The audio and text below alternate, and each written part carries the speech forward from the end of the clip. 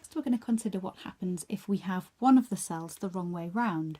So you can see in this circuit we've got one cell that's trying to push the current this way round, and the other cell is trying to push the current the other way round. So what happens? Well, this one wins because it's got a bigger EMF. So the current will be pushed that way round. So it means the current's going to be pushed backwards through the cell. Now, thinking kind of like forces really, if this cell's pushing 4 volts that way and the other one's pushing 3 volts the other way, that's the same as 1 volt that way. So as far as this bulb is concerned, it's like just like being in this circuit, 1 volt of EMF that way.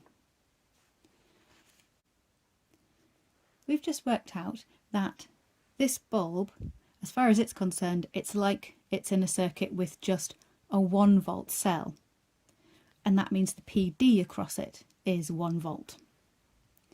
So now we're going to redraw the circuit. Instead of a cell with an EMF of 3 volts, we're going to draw it as a component with a PD of 3 volts across it. You can see that still works. The total EMF in this circuit is 4 volts and the total PD is also 4 volts. This is a good way to think about it because it's actually how battery chargers work. There's our larger cell and here's our flat cell. So let's say it's gone down to about 0.5 volts EMF. So this one's flat. It's in the wrong way round. So the current is going to get, this one's bigger, so current's going to get pushed that way round. And that means it's being pushed backwards through the flat cell. I'm saying treat this like a component with 0.5 volts across it.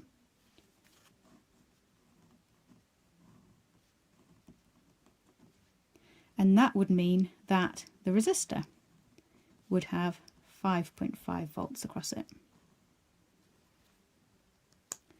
Now, why does that make sense? Because actually, remember, PD is taking electrical energy out and putting it into some other energy store. And that's exactly what's happening here. The electrical energy is being transferred and stored in the cell as it recharges.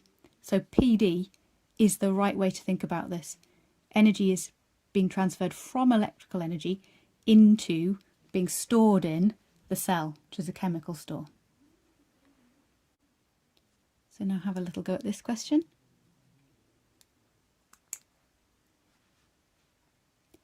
And we know that if this is a battery charger, we know this cell has to be bigger than that one, and it has to be pushing the current backwards through the flat cell. So the current has to be going that way, and that means that this one has to be positive and this one has to be negative because current travels from positive to negative. So state whether the terminal X is positive or negative. It's positive. Mark the direction of the current. We've done that. Label with an I. Give a reason for your choice. I'm not entirely sure what they want here, so I'd probably say I need to push current backwards through the flat cell in order to charge it up.